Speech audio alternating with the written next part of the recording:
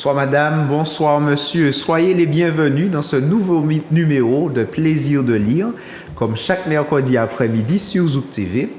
Et comme chaque mercredi après-midi, j'ai la particularité, le plaisir de recevoir des passionnés de la lecture. Et cet après-midi, je dirais que je vais recevoir une passionnée de la lecture. Donc nous disons bonsoir à...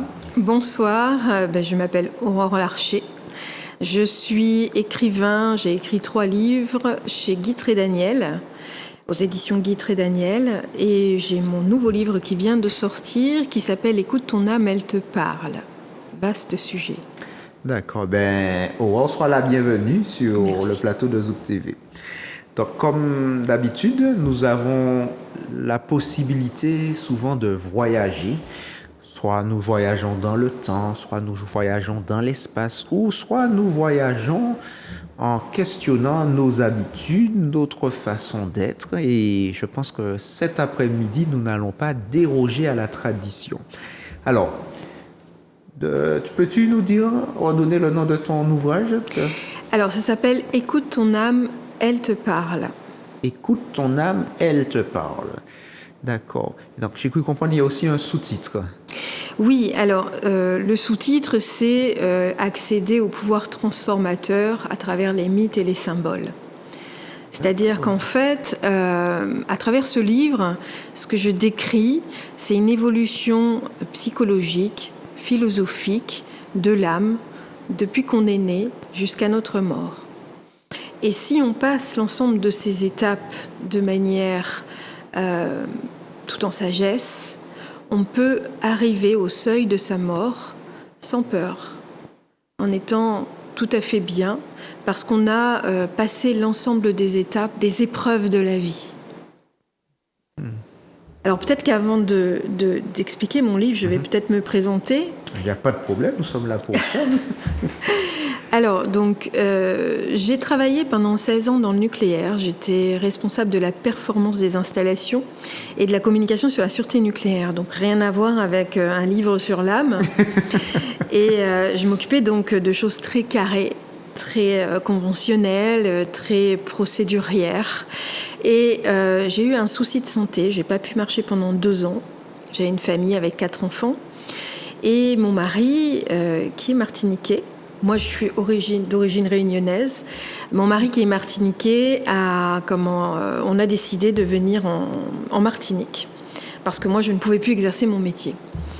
Et de là, j'ai vécu un éveil de conscience assez fulgurant.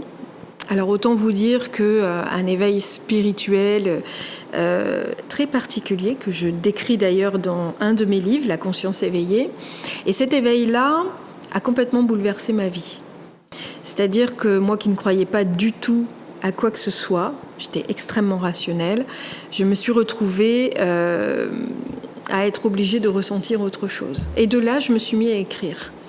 J'ai écrit d'abord La matrice originelle, pour lequel j'ai fait des conférences d'ailleurs ici, La conscience éveillée, pour lequel aussi j'ai fait des conférences, et maintenant, Écoute ton âme, elle te parle. Donc j'utilise en fait mes connaissances analytiques de recherche, parce que je suis une passionnée de recherche, mon écriture, puisque j'écrivais sur la sûreté nucléaire, et puis cette connexion spirituelle que j'ai, et je ne peux pas aller contre, malgré le fait que j'aurais bien aimé, parce que j'ai fait quand même des études assez importantes pour travailler dans le nucléaire, et aujourd'hui, je ne suis plus rationnelle, ou en tout cas, je le suis beaucoup moins. Et donc, ce livre, il est issu de l'ensemble des analyses philosophiques, psychologiques, parce que je suis une passionnée de Carl Gustav Jung et je suis thérapeute, et spirituelle, parce que je vis des choses sur lesquelles je demande toujours des preuves, mais qui m'amènent à écrire sur ces sujets de sagesse, en fait. Parce que pour moi, la spiritualité, peu importe le domaine, peu importe ce que c'est, peu importe la croyance que l'on a, c'est savoir cumuler, se transformer tout en sagesse. Et je suis catholique, j'ai fait ma confirmation, etc. Mais je suis ouverte, en fait, à l'ensemble des religions. J'essaye toujours d'avoir ce côté analytique de recherche. Donc pour moi, je suis ouverte à tout. à tout ce qui peut faire en sorte que l'on se déploie vers une sagesse. Et ce livre-là, il est vraiment la quintessence, je dirais, de cet aspect analytique, philosophique, psychologique, de psychologie de Carl Gustav Jung, qui est un grand psychiatre, mais qui parlait beaucoup d'âme, en fait, et mythologique aussi, puisqu'en fait, je suis allée dans les sciences ancestrales, et tous mes livres vont dans les sciences ancestrales, parce que j'adore ça, et je suis allée voir dans la mythologie. Pourquoi ? Parce que Carl Gustav Jung, qui est un brillant psychiatre, qui est étudié aujourd'hui dans les universités, avec Freud, même s'il est un peu moins étudié, lui, il avait une philosophie de l'âme. Pour lui, l'âme, c'était la psyché. Et en fait, ce Carl Gustav Jung, pour pouvoir aller fonder ses théories des profondeurs, c'est-à-dire sa théorie, c'était pour pouvoir se connaître, il faut aller au fond de soi. Il faut vraiment aller dans ses ombres, dans les parties les plus sombres de soi-même, pour savoir qui on est. Et pour ça, il a étudié les religions, il a étudié la philosophie, la psychologie, et pour faire tous ces concepts, il est allé voir dans les mythes et dans les symboles. Donc j'ai suivi, comme je suis passionnée aussi de ces sujets-là, et que j'ai lu tous les livres de Carl Gustav Jung, j'ai suivi un petit peu son cheminement, et je suis allée sur cette trace-là de la mythologie, pour aller découvrir les travaux d'Hercule, que tout le monde connaît, plus ou moins bien, mais ces fameux travaux d'Hercule qu'on enseigne à nos enfants, et qui sont en fait, à travers les symboles qu'il y a dans les travaux d'Hercule, ne sont que les étapes de la transformation de l'être. Et Carl Gustav Jung l'aurait très bien dit, c'est-à-dire que quand on regarde chaque épreuve, finalement c'est un combat avec soi-même. C'est un combat avec soi-même pour pouvoir aller en profondeur à l'intérieur de soi. Donc voilà, ça c'est le cœur du livre, c'est-à-dire ces fameuses 12 étapes qui vont nous permettre, jusqu'au seuil de notre mort, mais jusqu'à une évolution spirituelle aussi, de pouvoir mieux se connaître, retirer l'ensemble des masques que l'on a, puisqu'on a tous des masques, et se dire, je suis dans cette fameuse société rationaliste, qui est utile aussi, pour voilà, mais qui je suis ? Qui je suis ? Ça, c'est vraiment la question. Qui je suis ? Est-ce que je suis bien à ma place ? Est-ce que, quand je parle à telle personne, est-ce que c'est vraiment moi ? Ou est-ce que c'est mes peurs qui parlent ? C'est-à-dire, est-ce que c'est finalement la part de moi qui a envie de représenter quelque chose ? Voyez ? Et en fait, tout ça, c'est écrit dans le livre, c'est-à-dire savoir découvrir qui l'on est sans ces masques.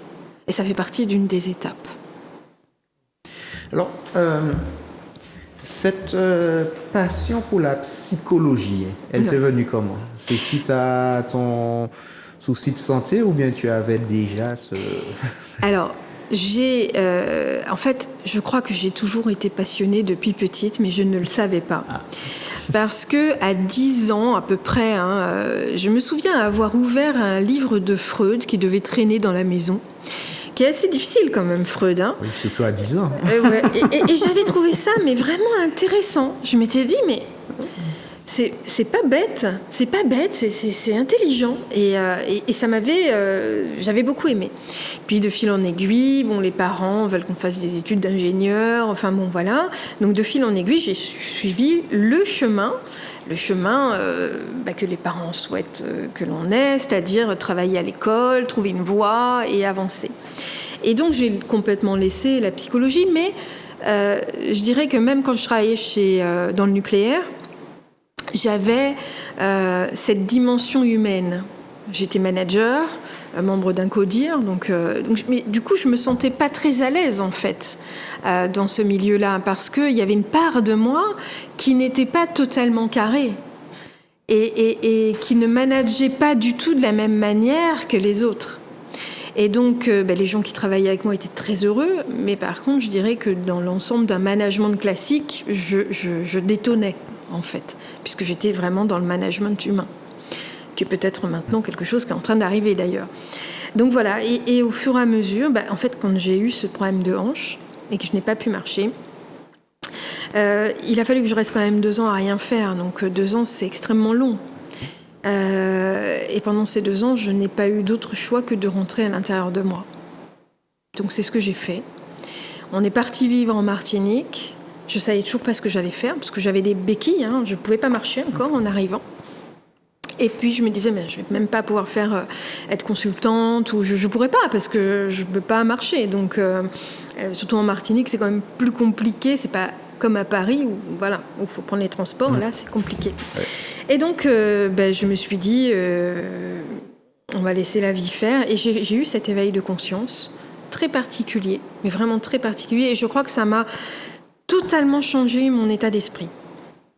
Mais vraiment profondément, et tellement profondément que je pense que je sais pas, je me suis découvert en fait. Je me suis vraiment découverte. Je pense que c'est ça. Et depuis, dans mes écrits, je suis cette voix de sagesse en fait, parce que pour moi, c'est important de ramener un peu d'humanité dans ce monde trop je dirais trop rationnel ou trop carré. Il faut aussi avoir cette part de magie, d'humanité, de bonheur, de joie, etc. Et tout ça, on l'a un petit peu enfoui à l'intérieur de nous et on ne sait plus qui on est en fait. Mais ce qui est intéressant dans ton parcours et dans ce que tu dis, c'est que quand tu vois justement des personnes très rationnelles ou peut-être méga rationnelles, tu arrives à comprendre puisque tu as longtemps été comme ça et puis tu as réussi à faire cette transition en mettant, je sais pas, l'émotionnel ou autre. Oui, l'émotionnel ou même aller au fond de soi, hein, c'est-à-dire aller chercher vraiment qui je suis. Il faut que je retire mes masques. Mais oui, je comprends complètement. Mais par rapport justement à une expression que tu as employée quelques fois en parlant de masque, d'une certaine façon, nous mettons tous un masque dans le sens où on n'est pas vraiment pleinement nous-mêmes, que ce soit par rapport à l'autre ou même par rapport à soi-même tout seul. Et ça m'a fait penser à des personnes qui disent, moi, je suis quelqu'un de franc. Je suis franc, honnête, je dis les choses et je n'ai pas peur de le dire. Est-ce que même ces personnes-là, ça leur arrive de porter un masque? Mais je crois que, de manière générale, on porte tous des masques. On porte le masque de celui qui va au travail, on porte le masque du papa à la maison, on porte le masque de la maman ou le papa qui va faire des courses. Donc on porte toujours des masques. Ce qui est important, c'est d'identifier si le masque que l'on porte, il fait partie d'une des facettes de nous-mêmes, réellement. Parce que quelqu'un qui va nous dire, pour reprendre un petit peu ce que tu disais, je suis toujours franc, etc., est-ce que c'est pas une blessure ? Est-ce que c'est pas une blessure qui lui fait dire que je suis quelqu'un comme ça ? Parce que j'ai tellement peur qu'on ne me voit pas comme ça, que si on ne me voit pas comme ça, je m'écroule. Donc, ce qui est important, c'est d'être très honnête vis-à-vis de soi et d'aller rechercher un petit peu à l'intérieur de soi, est-ce que ça c'est bien moi ? Est-ce que ça me fait plaisir d'être ça ? Est-ce que c'est ce que je suis ? Est-ce que c'est pas une croyance que mes parents m'ont inculquée ou que la société m'a appris ? Mais est-ce que c'est bien moi ? Et auquel cas, si c'est bien moi, est-ce que je suis en phase avec ça ? Parce que moi, vous voyez, aujourd'hui, j'ai une dimension spirituelle que j'écris dans les livres. Je suis obligée de la regarder en face parce que je ne suis plus... mes amis ingénieurs, je ne sais pas s'ils lisent mes livres, mais s'ils les lisent, ils vont se dire « Mais Aurore, elle a complètement vrillé !» Mais il faut être en accord avec soi. Alors oui, je ne suis plus... Alors que je pourrais dire « Non, et d'ailleurs, je le disais, je suis ingénieur, j'ai ci, j'ai ça, j'ai travaillé... » Non, je ne suis plus ça. J'aimerais l'être encore, parce qu'il y a une sorte de prestige, etc. Une part de moi aimerait, mais je ne suis plus ça. Il faut que je sois en accord avec ça. Il faut que je sois en accord pleinement avec ce que je ressens au fond de moi. Est-ce que vraiment cette personne, elle est franche ? Est-ce que quand elle regarde un petit peu autour d'elle et qu'elle voit la manière dont elle réagit, est-ce qu'elle le fait pour se sentir bien vis-à-vis de l'autre ? Est-ce qu'elle le fait pour être bien vis-à-vis de la société ? Ou est-ce qu'elle est vraiment profondément comme ça ? Je ne sais pas. De belles questions. C'est philosophique. Oui. Mais, alors, par rapport à écoute ton âme, elle te parle, devenir soi grâce au pouvoir transformateur des mythes et des symboles. Est-ce qu'on peut dire que c'est la suite de tes 2 premiers ouvrages ou bien il y a aussi une démarcation par rapport à ce qui a été fait auparavant? Alors, mon premier ouvrage, il était à la fois spirituel mais extrêmement scientifique, puisque c'était le moi d'il y a quelques années, et donc j'ai parlé vraiment des sciences. Le deuxième ouvrage, je me suis ouvert vraiment à ce qui m'était arrivé. Donc maintenant, je sais qu'il y en a beaucoup qui le savent. Ils peuvent juger ou pas, peu importe, c'est comme ça. Et je suis allée dans les sciences ancestrales, en Égypte. Je suis allée voir les mythes fondateurs égyptiens et je suis allée voir tout ce qui était arbre des séphirotes, etc. Je suis allée vraiment en profondeur pour montrer justement les dualités humaines, le côté yin et le côté yang que l'on peut avoir. Ce côté à la fois je suis ça, j'avance dans la vie, et l'autre côté inconscient, subtil que l'on a enregistré derrière, mais qui est bien présent et qu'on veut surtout pas voir dans notre société. On veut surtout pas le voir. Et pourtant, vous voyez, on voit beaucoup d'hommes qui souvent ne vont pas pleurer. Parce que c'est pas très masculin de pleurer. Hein. C'est ce qu'on nous inculque. Exactement. La société inculque, soit les parents ou la société de façon générale. Oui. Exactement. Et pourtant, je suis sûre qu'il y a des hommes qui, des fois, auraient besoin de pleurer. Parce que l'être humain est comme ça. Il est doué d'émotions, et il a besoin de ressortir des choses. Donc en fait, on met une sorte de carapace pour essayer de tenir le coup face à la société. Donc ça, c'est vraiment des choses qu'il faut apprendre à retirer. Parce que vous voyez, aujourd'hui, quand on regarde, et d'ailleurs, c'est ce que disait Carl Gustav Jung, en fait, quand on regarde notre société, on va tous dans des endroits parce qu'on nous met dans des cases.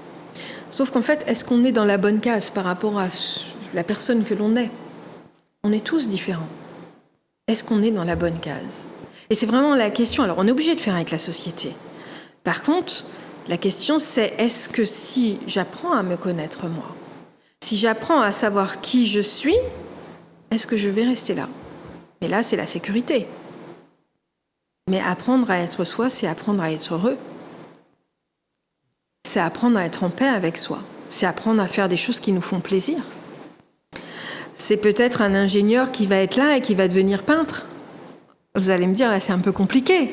Mais peut-être qu'un ingénieur qui est là, sa passion, c'est la peinture. Mais dans ces cas-là, il faudra qu'il la développe et qu'il l'assume. Vous voyez ce que je veux dire ?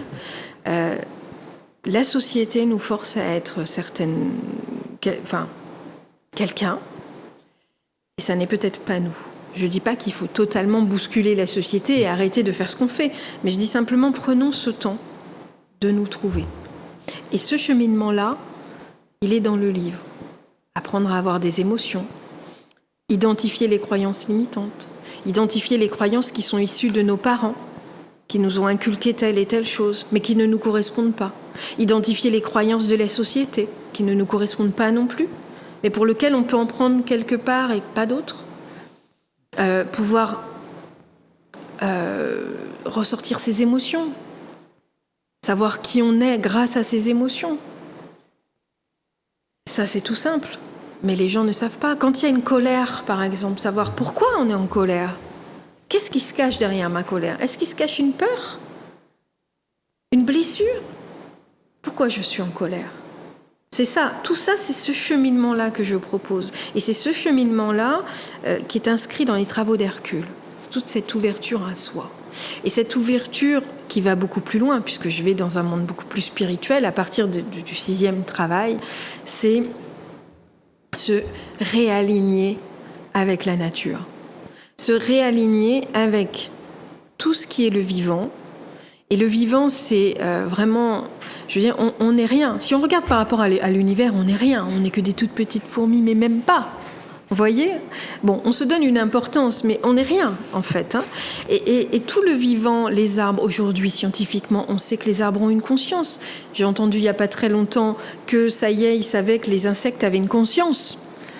Chose qui me paraissait logique depuis très longtemps. Les fourmis sont très organisées, les abeilles aussi, etc. Donc, se dire simplement, on fait partie des vivants, et le vivant a une conscience. Le vivant réagit. Les arbres, par exemple, quand il y a un incendie quelque part, à 1 kilomètre plus loin, les arbres ont vibré quelque chose pour prévenir les autres de se protéger. On le sait, c'est scientifiquement prouvé maintenant. Donc, revenir un peu à ça. On fait partie de ce monde du vivant. Et on n'est pas plus que ça. On a un cerveau, c'est vrai, on est capable de faire des grandes choses qui peuvent des fois nous emmener d'ailleurs dans des événements plus compliqués. Mais voilà, retourner un petit peu à la vie, comprendre un petit peu ce qui nous entoure, les animaux qui sont autour de nous, la nature. Ici, la vibration ici est merveilleuse. Pareil, ne pas juger l'autre. Ça aussi, ça fait partie des étapes. Et apprendre à ne pas être dans ce jugement collectif. Le collectif dit va piailler ou dire quelque chose. Si moi je suis pas d'accord, je n'y vais pas. Je vous donne un exemple. Moi, par exemple, le journal, pourtant avant je suivais. Aujourd'hui, je ne regarde plus à la télé le journal. Je veux pas savoir. Pour moi, c'est que des mauvaises nouvelles. J'ai pas envie de vibrer ça. J'ai pas envie de ternir ma joie de la journée avec ça. Ça veut pas dire que je ne suis pas. Je le suis autrement. Je regarde les actualités, soit sur mon téléphone, juste à l'écriture, etc., où je me renseigne. Mais je ne regarde plus les choses qui ne me font pas, je dirais, vibrer correctement. Voilà. En fait, tu n'es pas à la recherche du sensationnel. Non, pas du tout. Même si je vis des choses un peu sensationnelles, mais c'est d'un autre niveau. Oui. Voilà. D'accord. Alors, tu parlais tout à l'heure des travaux d'Hercule. Donc, effectivement, bon, on a tous déjà entendu parler des travaux d'Hercule. Bon, on ne sera peut-être pas capable de citer les 12 dans l'ordre, mais on en a entendu parler. Il y a même eu un film de Disney à ce sujet, donc même petits, jeunes, moins jeunes, ont été un petit peu familiarisés avec le personnage d'Hercule. Mais aujourd'hui, tu nous dis qu'Hercule nous permet, c'est un symbole, nous permet justement de faire ce travail sur soi. Devenir soi et puis franchir les différentes étapes de la vie. Donc là, en disant ça, tu me mets un peu l'eau à la bouche, hein? Non, puisque moi, je m'arrêtais aux travaux, regardez, bon, il a eu tel obstacle, ensuite il fait ça, mais je n'avais jamais pensé à Hercule, tiens, il est en train, justement, c'est un exemple pour l'homme avec un grand H, en train de s'accomplir, en train de se réaliser, en train de se développer, en fait. Ouais. Hercule est un exemple de développement personnel. Exactement, mais c'est vrai que... Alors, curieusement, il n'y a pas que moi qui ai analysé Hercule d'un point de vue philosophique. C'est des choses qui sont analysées dans des universités aussi. La philosophie des mythes. D'accord. Alors, dans les travaux d'Hercule, je ne veux pas trop dévoiler, mais en fait, par exemple, il y a un travail, c'est le deuxième travail, où Hercule va aller combattre l'hydre de Lerne. Alors, on sait Hercule, c'est un costaud, etc. Et en fait, Hercule, il est à la fois fils de Zeus et Héra, donc il est né d'un dieu, en fait, et d'un être humain. Donc il est mi-dieu, en fait, c'est un mi-dieu. Et en fait, il va devoir gagner ses lettres de noblesse avec une maman qui est extrêmement violente et dure. Bon, bref, parce que Zeus a trompé la déesse Héra, est allé faire un enfant, Hercule, avec une autre femme. Bon. Comme quoi, chez les dieux, il y a aussi des tas de choses qui se passent, qui sont très d'actualité. Je vais dire ça comme ça, c'est-à-dire que le temps traverse. Voilà. Mais Donc, qu'est-ce qui se passe? Hercule, il est missionné par Héra à chaque fois, qui lui en veut énormément et qui veut absolument qu'il aille combattre des bêtes féroces. Il va aller battre l'hydre de Lerne. Alors, c'est quoi l'hydre de Lerne? C'est une grosse créature avec plein de têtes différentes, en fait. Et pour aller le combattre, il va devoir couper l'ensemble des têtes de l'hydre de Lerne jusqu'à la tête principale. Et en fait, ce travail-là correspond à l'emprise de la mer. Alors, on ne le voit pas comme ça, mais l'emprise de la mer, en psychologie, on dit que la peur des araignées, c'est lié à la mer, les pattes des araignées. Pourquoi? Parce qu'en fait, la maman, qui est une maman poule, en général, la maman, elle enserre toujours l'enfant. Elle a ce besoin de protection et dès qu'il s'en va à droite, elle va le récupérer à gauche, etc. Et donc la maman a ce rôle-là, qui est très bien, hein, je veux dire, mais on peut l'assimiler à l'hydre de Lerne, qui est toujours là, à droite, à gauche, par rapport à l'enfant et qui le guide partout. Et donc, l'être humain va devoir couper toutes les têtes. Ça ne veut pas dire... On est dans le symbolisme, là. Hein. Oui, bien sûr. Couper toutes les têtes, ça veut dire couper tous les liens qui le ramènent à sa maman, aux croyances de sa maman, à ce que sa maman lui a dit. Il va falloir qu'il découpe tout ça jusqu'à la dernière pour devenir lui. Donc, ce travail-là est un travail extrêmement difficile parce que chacun est très attaché à sa maman. Et ça ne veut pas dire qu'on va aller tuer sa maman, hein. Ne le faites pas surtout. Ça veut surtout dire qu'on va devoir rompre les liens un par un sur des choses que notre maman nous a dit, éduquée parce qu'elle avait ses propres valeurs, parce qu'elle avait ses propres blessures et ses propres peurs qu'elle nous a mis devant les yeux. Et en fait, il va falloir rompre avec tout ça au fur et à mesure. Et ça, je l'explique dans le livre, chaque tête va devoir être coupée jusqu'à la dernière pour pouvoir avancer. Et tant qu'on n'a pas, en tout cas, fait ces étapes-là, on ne peut pas devenir soi. On ne peut pas devenir soi parce qu'on est toujours, du coup, sous le masque représentatif de la mère. Vous voyez ? Donc ça, c'est un exemple d'un des travaux. Il y en a d'autres, mais c'est tous de cet ordre-là. Et est-ce qu'il y a une durée, un temps pour faire ce travail-là où il varie en fonction des personnes, en fonction des circonstances, en fonction des... Alors, je l'explique dès le départ, parce que moi, je n'ai pas fait un livre pour donner des clés rapides en disant en 12 jours, vous aurez plus d'émotions et tout ira bien, vous serez riche. Je l'explique dès le départ, c'est un travail long. Parce qu'il y a 12 épreuves qui ne sont pas simples et qu'il faut acquérir vraiment au fond de son être. Et dans ces 12 épreuves, il y a du temps qui doit passer. Alors oui, il y a des gens qui auront moins de blessures que d'autres, qui auront compris le symbole psychologique et vont avancer plus vite, qui auront un éclairage un peu plus divin, entre guillemets, et vont pouvoir avancer plus vite. Mais c'est un travail qui n'est pas... qui ne se fait pas en 10 jours, quoi. C'est pas 12 travaux, 12 heures ou 12 jours. Voilà. Donc non, c'est un travail qui peut être assez long, mais qui vaut le coup. Parce que c'est un travail qui rend heureux. Parce qu'après, on a du sens, on met du sens à sa vie. Et quand sa vie a un sens, on est heureux de la vivre.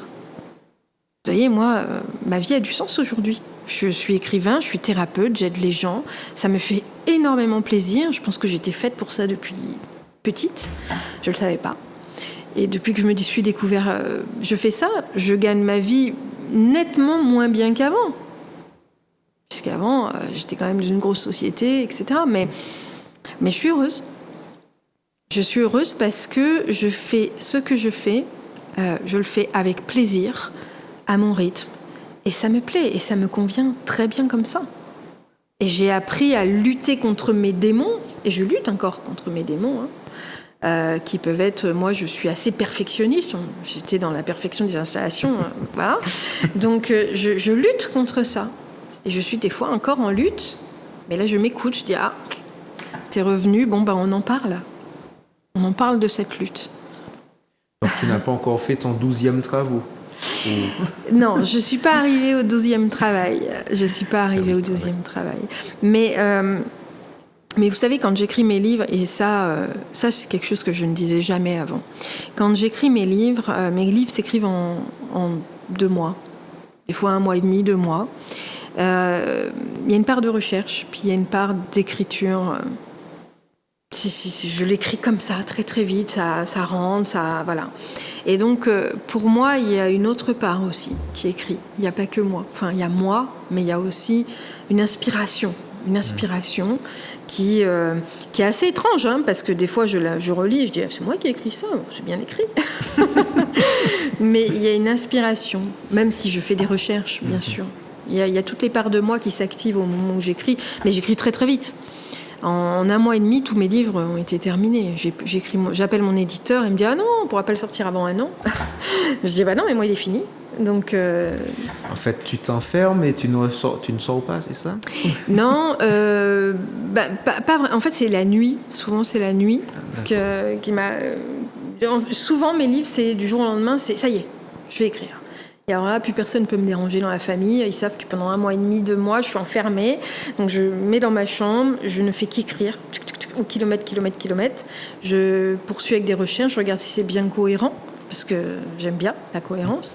Et puis je continue à écrire. Et puis des fois, je me dis, ouais, c'est pas bête ce que j'écris.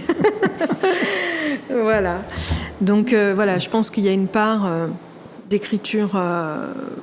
parce que je sais écrire. J'ai écrit les rapports de sûreté nucléaire, donc je sais écrire. Mais il y a une autre part aussi qui s'active. Et ce livre est destiné à quel type de public? Alors, ce livre, il s'appelle « Écoute ton âme, elle te parle ». Alors les gens pourraient dire, bah oui, mais il faut être spirituel pour lire ça. Mais pas du tout. Ce livre, il s'adresse... Je pense à une population qui a déjà un peu vécu, de notre âge à peu près, qui a envie de savoir qui il est et qui a envie d'évoluer. Je ne rentre pas dans des religions quand je parle de spiritualité dans ce livre. Je rentre dans notre propre essence à nous-mêmes, en fait, spirituelle, mais qui nous appartient. Et c'est un livre qui va retracer vraiment la vie de tout à chacun. Le travail psychologique dans les 6 premiers travaux que les personnes pourraient faire s'ils allaient chez un thérapeute.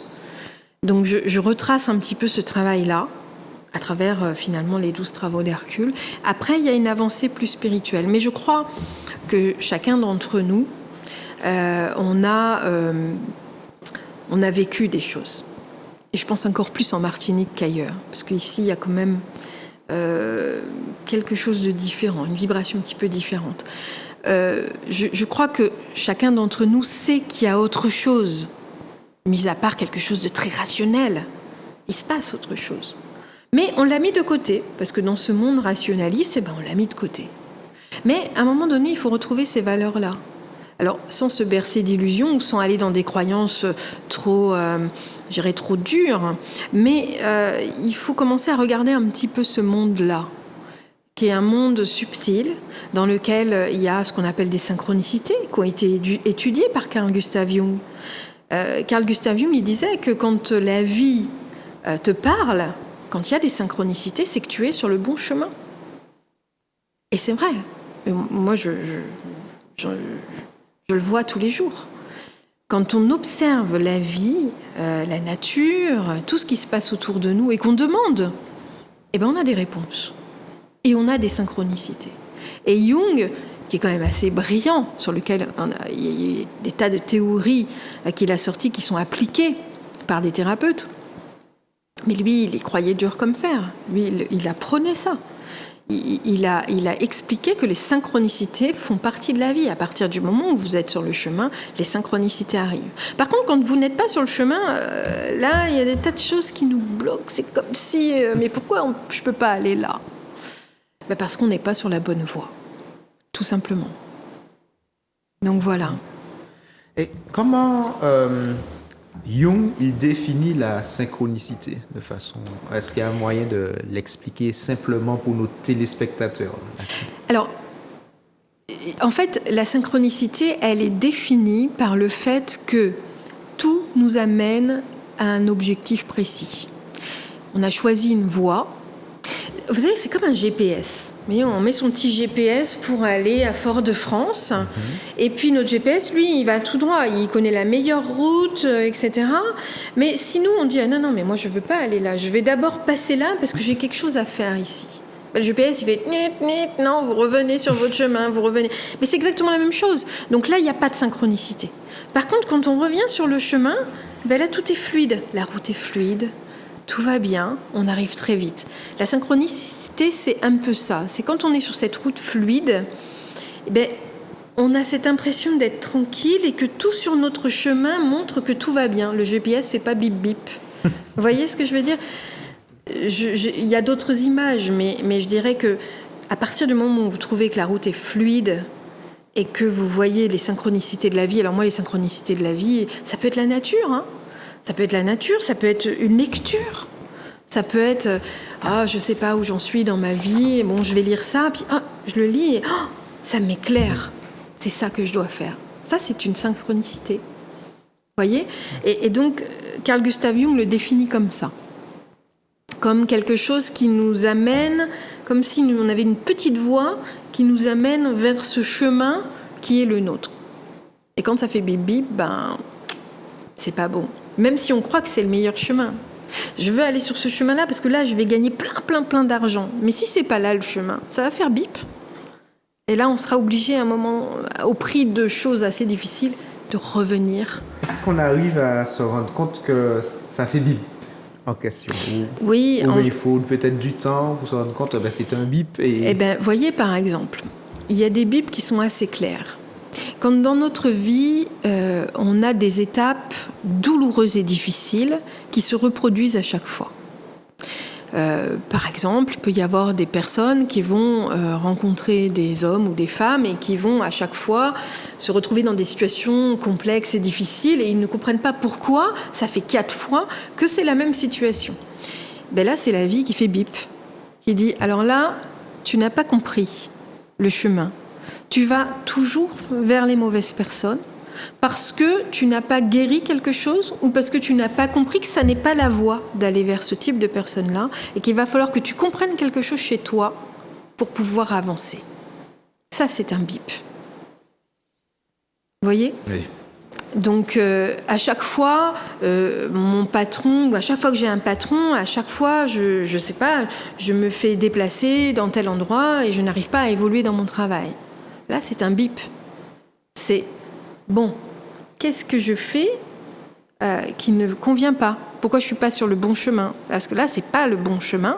Parce que moi-même, je dois trouver quelque chose qui va m'amener vers ma voie, parce que là, ce n'est pas la bonne voie. Là où je suis, ce n'est pas la bonne voie. Voilà, c'est ce type de bip-là. Après, il y a, quand on commence à être connecté à des choses un peu plus spirituelles, il y a la nature qui vous parle. Moi, la nature me parle énormément. À travers les libellules, à travers... j'ai beaucoup de choses, il suffit que je demande, et j'ai beaucoup de réponses. Et Carl Gustav Jung était très dans l'accueil de ça. Est-ce que quand tu parles de la nature, est-ce qu'on peut inclure justement la santé, notre corps? Est-ce que les signaux du corps peuvent être un bip selon certaines situations? Alors clairement oui. Par contre, il ne faut pas oublier qu'on est des êtres humains et que par nature, on va tous mourir. Et que donc par nature, si on meurt de vieillesse, on va tous souffrir à un moment donné ou mourir de notre belle mort. Mais bon, à un moment donné, on ne va pas rester jeune jusqu'à la fin de notre vie. Mais il y a des signes qui sont assez clairs, notamment, mais là, après, je dirais, c'est presque médical. Quand on a trop de stress, ça se traduit par des problématiques dans le foie, dans le côlon, etc. Bon, mais ça va au-delà de ça. Il y a des auteurs qui ont parlé des relations entre le corps et la psyché. Et là, on peut dire, par exemple, si j'ai mal... Regardez, moi j'avais mal à la hanche, j'avais des problèmes de hanche. J'étais opérée, la hanche c'est le chemin. C'est la voie, c'est le chemin. Donc clairement, mon corps m'avait déjà dit, et je suis persuadée que c'est ça, m'a dit là, faut arrêter quoi. Mais j'avais eu déjà des alertes avant que j'ai pas voulu entendre. Hein. J'avais eu des alertes avant de fatigue, etc., que je n'ai pas voulu entendre. Donc oui, le corps parle. Alors, une dernière chose avant de conclure. Donc, tu as expliqué ça un petit peu avec les 12 travaux d'Hercule, le parcours de l'arrivée de l'homme sur cette terre jusqu'à la fin, jusqu'à ce qu'il la quitte. Y a-t-il, je sais pas moi, une sorte d'évaluation à faire sur son lit de mort, des questions ou bien des je sais pas moi, des signaux? Alors, à travers la 12e étape, effectivement, on accède à ce qu'on appelle les mystères d'Éleusis. Les mystères d'Éleusis, c'est justement aller au tréfonds de soi-même, mais je préfère encore, parce que la fin est vraiment très jolie, je dirais, donc je préfère ne pas la dévoiler. Si on a bien fait son chemin, on n'a plus peur de la mort. Il n'y a pas d'évaluation dans le sens est-ce que je coche la case ? Ça, c'est très rationnel. Mais il y a en tout cas peut-être soi-même, au seuil de la mort, se dire est-ce que j'ai fait ? Est-ce que je suis pas fière de moi, mais est-ce que je suis en paix avec moi-même ? Est-ce que j'ai fait ce que j'aurais dû faire ? Est-ce que j'ai rempli cette mission d'être là sur Terre, d'avoir fait du bien aux autres, ou d'avoir partagé, d'avoir aimé, d'avoir vécu heureux ? Est-ce que j'ai fait tout ça ? Et est-ce que je sais qui je suis ? Est-ce que je peux mourir en paix ?